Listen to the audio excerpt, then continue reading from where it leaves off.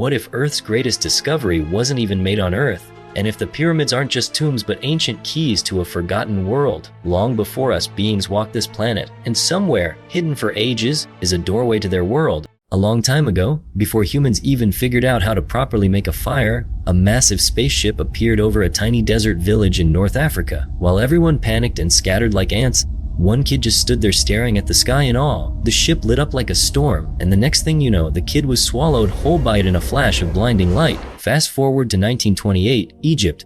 A team of archaeologists dig up a creepy giant stone statue. A young girl named Catherine is drawn to a shiny pendant they pulled from the sand, like it's whispering secrets only she can hear. Then they uncover this weird ring-shaped object buried deep beneath the site. Catherine and her dad, Professor Langford, stare at it like it's some sort of alien donut. Meanwhile, one of the diggers loses his mind over a fossil that doesn't exactly seem human-made. After these events, we are taken to 1994. A grown-up Catherine watches this nerdy young Egyptologist, Daniel Jackson, give a lecture no one asked for. He tells a bunch of bored scholars that the pharaohs didn't build the pyramids. Everyone thinks the dude's on some weird stuff. He calls the inscriptions fake and the whole thing a fraud. They basically laugh him out of the room before he even finishes. On his way out, Daniel seemed broke and kinda humiliated. He gets picked up by a military guy named Kowalski who takes him to a car where Catherine's waiting like it's Uber for conspiracy theorists. She offers him a job translating some ancient Egyptian gibberish. At first, Daniel says nope. Then she hits him with a reality check that he is broke, homeless, and his entire life fits into 2 bags. So yeah, after a minute of sulking, he takes the gig. Somewhere out in the quiet suburbs, a black car pulls up outside Colonel Jack O'Neill's house. His wife opens the door, clearly done with uninvited guests, and tells them Jack's not up for company. Inside, Jack's cooped up in his son's room. His kid died after accidentally firing Jack's own gun, and the man hasn't been the same since. But that doesn't stop the military from knocking. One of the soldiers gently tells him that General West has reactivated him. In other words, they need him back, whether he's ready or not. Meanwhile, over at a high-security nuclear facility buried in Creek Mountain, Colorado, Daniel Jackson arrives looking like he just stumbled into a sci-fi movie. Scientists guide him to this massive stone artifact that's been sitting around, gathering questions since the 1920s. Catherine and the rest of the team bring him up to speed. They want him to crack the hieroglyphs carved into the surrounding stone tablets. He glances at a translation already written on the whiteboard and can't help but smirk, because it's completely wrong. He corrects it without hesitation, which earns him some side-eye from a very salty scientist. Eventually, Daniel translates the message. It says something about a powerful god sealing something dangerous in a gate and hiding it forever. Catherine's blown away. Daniel then asks the obvious question why the military is even poking around 5,000-year-old Egyptian junk. That's when Colonel Jack steps in like a ghost with a badge and casually reveals that the artifact is actually 10,000 years old. That's twice as old as Egypt's actual history, and Daniel knows it. He asks if maybe this thing was part of a hidden tomb, but the scientists say what they found is way more bizarre. Jack shuts it all down, reminding everyone that if you're not military, you're on a need-to-know diet, and right now, you don't need to know much. Catherine's annoyed, since she used to run the show here. Jack basically tells her to deal with it as plans change. 2 weeks crawl by. Daniel is still stuck on some untranslatable symbols. While grabbing coffee, he spots a guard's newspaper. There's a diagram of the Orion constellation. Suddenly, it all snaps into place. He rushes back, grabs a marker, and starts connecting points on the newspaper like he's doing dot to dot with the stars, and compares it to the symbols on the stone. The next morning, a whole squad of black cars pulls into the mountain facility, up for something serious. Everyone, including military brass, scientists, and people who probably have not slept in days, gathers around to hear what Daniel has come up with. General West walks in with a face full of doubt. He's not buying the idea that Daniel cracked in 2 weeks what his entire team couldn't solve in 2 years. Nonetheless, Daniel handled it effortlessly. He lays out his theory. Those strange symbols weren't just words, they were constellations. Not random either. They were lined up in a very specific pattern, with 7 points showing a path to somewhere out there. Daniel explains that to find a spot in 3-dimensional space, you need 6 points to lock the coordinates and 1 more as your launch point. That 7th one sets your course, like drawing a line from home to the stars. He shows them the symbol for the 7th point, but one of the scientists chimes in saying that symbol doesn't exist on the device. Daniel, confused, asks what device he's talking about. The room goes quiet. All eyes shift to Colonel O'Neill. With a silent nod, O'Neill finally gives Daniel clearance. Kowalski presses a button and the board shifts, revealing the control room, where something straight out of a dream sits waiting, a massive ring made of otherworldly material, covered in ancient symbols. As the team runs a video showing the device in action, its interlocking rings spin like gears in a machine, revealing the strange markings one by one.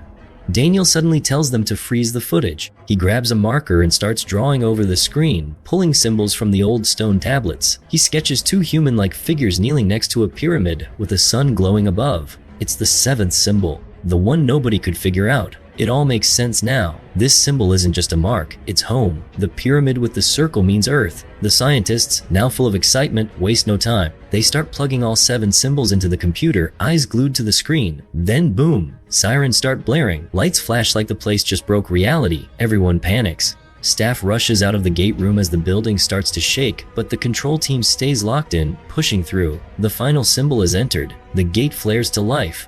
A blinding vortex bursts out of it and stretches into a full-blown wormhole, swirling like space just ripped itself open. The military wastes no time. They launch a probe straight through. It vanishes into the blue tunnel but keeps sending back data. The scientists scramble over the readings. Turns out the thing landed in the Kalium galaxy. Yeah, not a neighboring planet, not even close. It's across the freaking universe. Daniel's eyes practically sparkle, but just as quickly as it began, the signal dies. The gate slams shut. Everyone leans into the probe footage, and it confirms the obvious. This ring isn't some relic. It's a door, a way to jump between worlds, like the portal Loki opens in Avengers 1. Anyway, it gets even crazier. As they get data about air on the other side, the computer confirms it is breathable, just like Earth. Then Daniel spots more symbols, different ones. If decoded correctly, they could be the return address, the way back home. But General West isn't convinced. He wants to shut it all down. The data is too incomplete, and they can't risk getting stuck. Daniel steps up. He says he'll go and find the matching symbols himself. For a moment, the room goes quiet. West and O'Neill lock eyes. Then, finally, O'Neill gives him the green light. Just like that, the nerdy Egyptologist signs up to explore the unknown world. Before heading out, O'Neill and Kowalski checks out some strange fossils found under the same spot where the gate was buried back in 1928. No one knows what they belong to, but they sure didn't look human. Meanwhile, Daniel packs up for the trip of a lifetime. Just before he leaves, Catherine gives him the old necklace, the one she found near the gate years ago. She swears it brought her good luck. Daniel smiles and takes it. Now geared up and led by the stone-faced Colonel O'Neill, the others look like action movie extras. Daniel, not so much. He's the odd one out in the bunch of tough guys. The military team stands in front of the glowing portal. First, they send through the heavy equipment. It vanishes without a trace.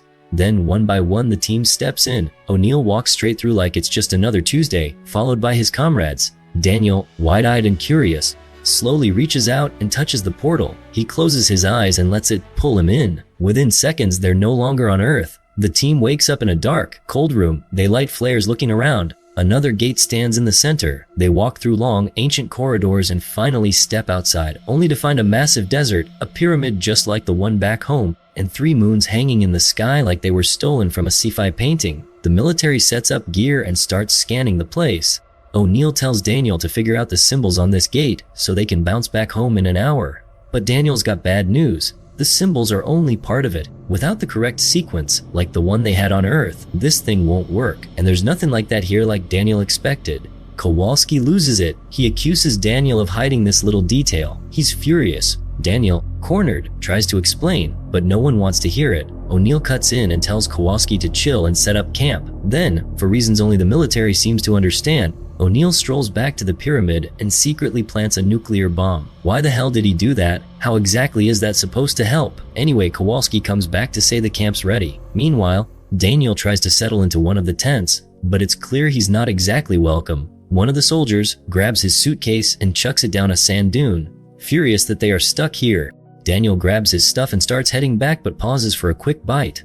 While chewing, he notices some weird animal tracks in the sand. His curiosity gets the better of him, and he quietly follows the track. That's when he stumbles on something that looks like an upgraded version of a desert camel. It's munching on some rough-looking plants. Daniel moves in slow, like he's approaching a wild horse, holds out a chocolate bar, and tries to pet it. Meanwhile, the military notices he's gone missing and follows his trail. They find him next to the alien camel, and naturally they freak out. But Daniel shows them the harness strapped on the creature. Thinking that the creature is used to people, he even pats it on the neck, acting like it's no big deal. Of course, the thing panics, bolts, and Daniel gets his foot caught in the rope and ends up being dragged through the sand like a discount Indiana Jones. Eventually, the animal calms down and licks his face, waking him up. The others catch up and help him out. But just as they get their breath back, strange sounds echo from behind a nearby dune. They rush up and find a massive open-air mine in the middle of the desert. Locals are everywhere, working with tools and pulling minerals from the ground. A young man named Scara spots the strangers and warns the others. O'Neill tells Daniel to try and talk to them using the ancient language he's studied his whole life. Daniel steps forward, and before he can even say anything, one of the miners sees the necklace around his neck. The guy yells something, and suddenly everyone drops to their knees like he's some kind of god. O'Neill, clearly confused but trying to keep it cool, walks over to Scara and offers a handshake. Scara panics, shouts, and runs. As if this wasn't chaotic enough, one of the soldiers scans the minerals the locals are digging up and realizes they're made of the same stuff as the wormhole gate. Not long after, Scara returns with his father Cassif, the village chief. Cassif greets them in a language Daniel doesn't understand. Then he calls over his daughter Shai and a group of women to offer drinks. The team bows politely, trying to show respect. Daniel hands Cassif a chocolate bar. The chief takes a tiny bite and pauses, then smiles. Bunny? Bunny way! Looks like Earth snacks are universal. Cassif gestures for the visitors to follow him. The soldiers hesitate, but Daniel, excited, tells them this could be the key to finding the way back home. O'Neill agrees, but not before radioing the base camp to say they'll be a little late. Cassif leads the team on a long walk through the desert with a crowd of locals trailing behind them. As they get closer to the city made of stone, Daniel keeps sneezing from all the dust, which makes the villagers giggle. Once inside the city, the crowd welcomes them again with polite bows. The group is then shown a shiny metal disc carved with the symbol of the Egyptian sun god Ra. Daniel quietly tells the soldiers that the locals probably think Ra sent them, which honestly makes sense considering all the drama with the gate. Suddenly, chaos breaks out. A villager sets off an alarm, people start shouting, and the whole place scrambles like a festival gone wrong. Back at the camp, the other soldiers call in with news of a massive sandstorm heading straight toward them. But thanks to interference, O'Neill's team can't hear a word of it. They see the locals slamming gates shut and freak out, thinking they're being trapped. Guns are drawn, and people are grabbed in a flash. 2 villagers even get taken hostage before anyone figures out this isn't a threat. Scara, staying calm, asks O'Neill to accompany him and leads him up high to show the incoming sandstorm. Finally, O'Neill understands what had happened and tells his team to chill. These folks aren't doing anything wrong. They're just trying not to get swamped up. Meanwhile, the soldiers back at camp return to the pyramid but can't reach anyone. Of course, there's no signal. Typical. That night, while the storm rages outside, the villagers throw a feast. Daniel decides to try the meat out of respect. The soldiers wait for his face to twist in disgust, but he just shrugs and says it's kinda like chicken. Tastes. O'Neill eyes the sun god pendant again and figures if these people know Ra's symbol, they might know others. Maybe they can help crack the gate code. Daniel draws some symbols in the sand for Cassif, hoping to start a little history lesson. But Cassif freaks out and stomps the sand and starts yelling like Daniel just broke some rule. Apparently, writing is forbidden here. Before Daniel can explain himself, they bundle him up in a blanket like he's royalty, give him a scented bath, brush his hair, and then leave him in a quiet room. He's confused. That is, until Shuri walks in. She doesn't say much, just starts undressing like it's totally normal. Daniel, flustered and panicking, gently stops her and tries to explain she doesn't have to do that. She doesn't get a word of it. When they walk out together, Cassif looks horrified, thinking Daniel rejected his daughter. Not wanting to offend the guy who just welcomed them like family, Daniel sighs and awkwardly leads Shuri back into the room. Instead of going along with the moment, Daniel gently backs off, as God never shines on the needy like me. He introduces himself, hoping to connect, and hides his pendant, then draws a pyramid in the sand to show where they came from. Shuri flinches at first, but then adds a circle above it, and just like that, he knows she understands. She's seen it before and knows something about Earth. Then she leads Daniel to a hidden cave covered in ancient writings. Daniel starts reading them out loud in Egyptian, stumbling through the words. Shuri corrects his pronunciation, and slowly, they begin to understand each other. Back at the pyramid, things take a turn. The soldiers try to contact O'Neill again, but fails. Then the ground trembles. A searing beam of light crashes down from above. It's that alien ship from the beginning of the movie. It lowers onto the pyramid, locking into place like almost devouring it.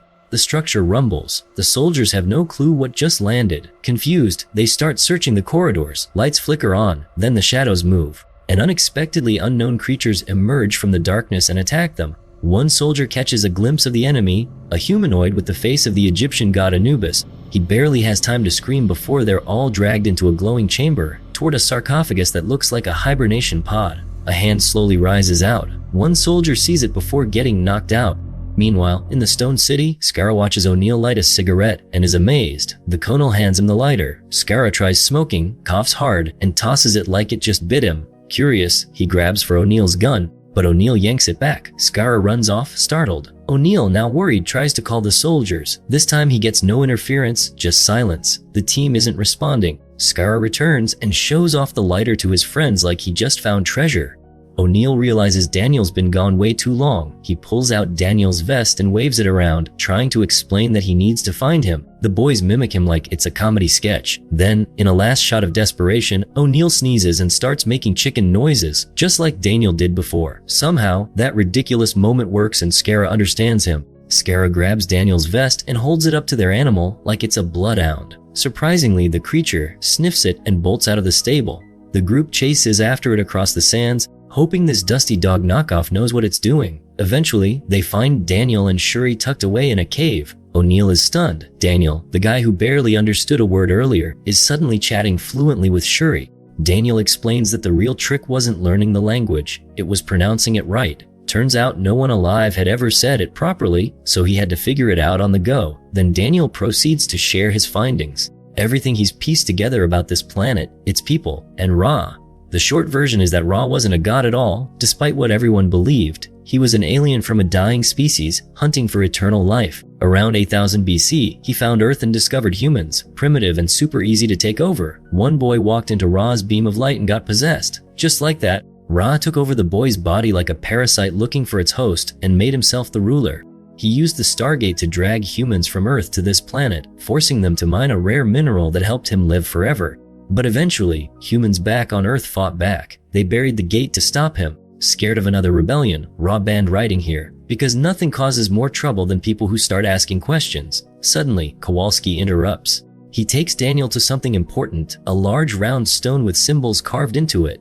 The markings look just like the ones on the gate back home. Daniel gets excited. He thinks the locals must have hidden this stone, hoping the Earth Gate would one day reopen. But when he checks it closely, he gets discouraged. The seventh symbol, the key to dialing home, is worn off. O'Neill's face hardens. With no way to leave, he says they're heading back to the pyramid. The team sets out across the desert. Shuri glances at Daniel, unsure what's coming next. The sand burns under their feet as they push forward toward the pyramid, only to find something way worse, a spaceship, not the good kind either. Their nerves kick in as weapons go up and eyes scan the place. They head inside. Far behind, Scarra and his friends trail them quietly, just curious with no idea what's ahead. Inside, something feels off. Their own teammates are nowhere to be seen. Then it happens. A guard with a staff weapon spots them and starts blasting. Daniel nearly gets hit, but O'Neill shoves him out of the way just in time.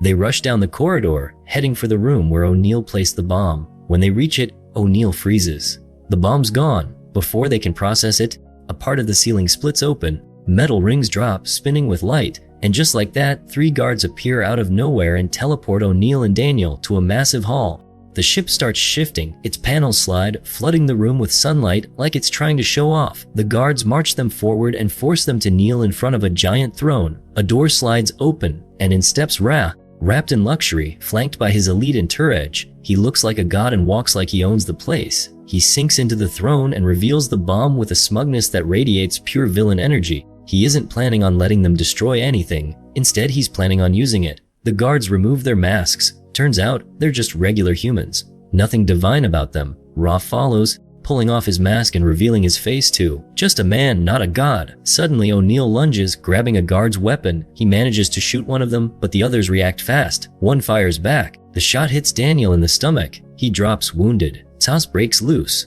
The guards beat O'Neill with a staff until he can't stand. Ra calls them off, walks up to Daniel, and inspects his necklace, the one he thought was lost forever on Earth. Then he gives the order. O'Neill gets dragged off and thrown into a water pit where the other captured soldiers are. Daniel is taken to somewhere else. While all that chaos is happening inside the pyramid, Scarra and his friends are out messing with the Earthlings' stuff. Suddenly, 2 alien fighter ships shoot out of the pyramid like bats out of hell. They fly straight toward Stone City and rain fire on it, causing explosions everywhere. Skara and his crew race back home, only to find their city torn apart. Buildings were crushed and people were bleeding. Shuri tells Skara that Ra is punishing them for helping the outsiders. She asks where Daniel is, but Skara just stares at the ground. Later, somewhere deep inside the ship, Daniel wakes up inside a glowing sarcophagus. His wounds gone, like totally healed, he climbs out confused and finds his way into Ra's private chamber. There, Ra welcomes him like nothing ever happened. He calmly explains that this is why he chose humans.